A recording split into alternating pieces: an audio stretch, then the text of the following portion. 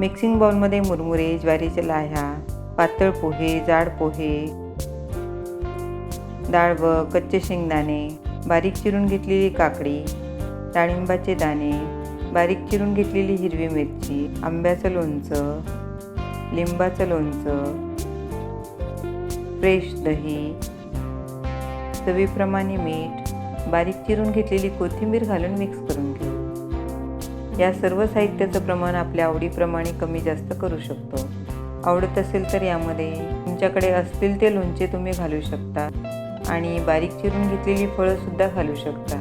गोपालकाल्याच्या दिवशी म्हणजेच दहीहंडीच्या दिवशी मंदिरामध्ये किंवा आपल्या घरी असा गोपालकाला बनवून श्रीकृष्णाला नैवेद्य दाखवला जातो। श्रीकृष्णाच्या नैवेद्यासाठी मस्त टेस्टी गोपालकाला तयार झालेला आहे।